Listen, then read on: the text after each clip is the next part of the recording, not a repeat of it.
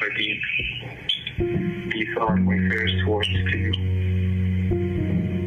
During your first moments, I buried my face in my arms and kept my voice low so that the 70 other men sleeping in this concrete room would not see my cloudy eyes or hear my voice catch. How is it that the same politicians who preach family values are the ones tearing families apart? Like other Palestinian fathers, I was separated from you by racist regimes and distant prisons. In Palestine, this pain is part of daily life. That there was a group of celebrity fathers reading excerpts of Mahmoud Khalil's first words to his newborn son. This is Khalil's first Father's Day, and he's spending it in ICE detention, 1,500 miles away from his wife and newborn baby. On Friday, a federal judge ruled he must remain in custody. The judge said his lawyers hadn't made a strong enough case for release, just days after signaling he might free him on constitutional grounds. Khalil was the first student arrested in President Trump's crackdown on pro-Palestinian activists. Joining us now is Ramzi Kassem, Mahmoud Khalil's lawyer. He's also a professor at CUNY School of Law. So, first, your reaction to that video, to the knowledge that your client is all the way in Louisiana as his wife and baby celebrate this day alone. Have you had the chance to speak with him? Yeah, thanks, Antonia. It really is a heartbreaking video. I spoke with Mahmoud along with my colleagues on the legal team today. We had a virtual, privileged legal meeting with him. And of course, you know, our hope and our expectation and our prayers were that he would be spending this day not meeting with his lawyers on WebEx, but with his newborn baby Dean and with his wife, Dr. Noor Abdallah, celebrating Father's Day. Unfortunately, that's not the case, so we'll continue to push to reunite them as soon as possible. Can you explain for us this kind of back and forth between what happened earlier in the week when he said, when the judge, I believe, Michael Farbiars, is that how you pronounce it?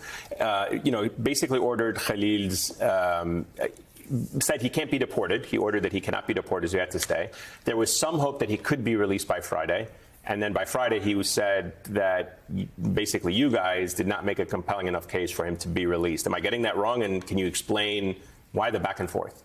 So earlier this week, the judge in the federal court in New Jersey did rule that it would be unconstitutional for the government to try to detain or deport Mr. Khalil based on Secretary of State Marco Rubio's say-so alone.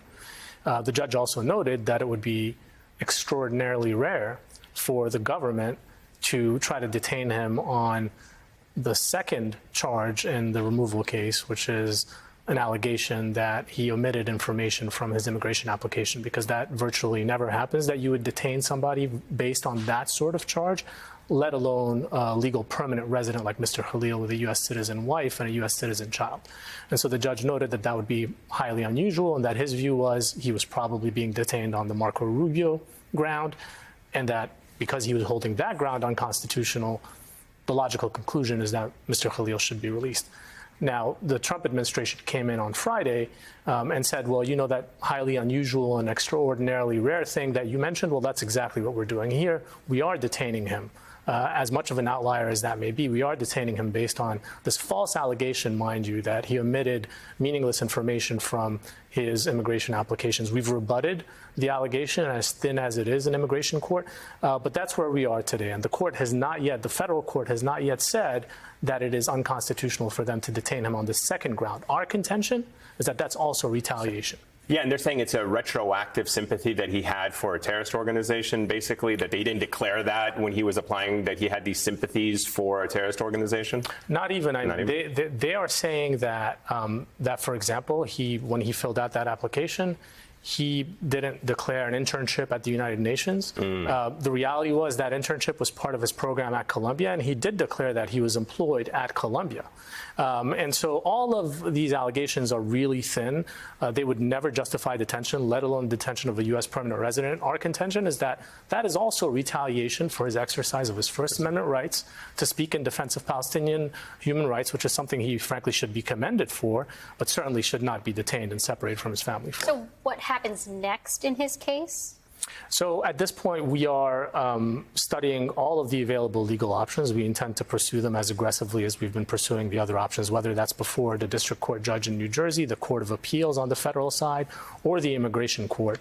We're going to exhaust all of these avenues to get him released now that we know, and now that the government has confirmed that they are doing the outrageous thing of detaining a legal permanent resident on these thin pretextual grounds. So is there like another hearing, or like what's the next step? When would you know if you have made progress?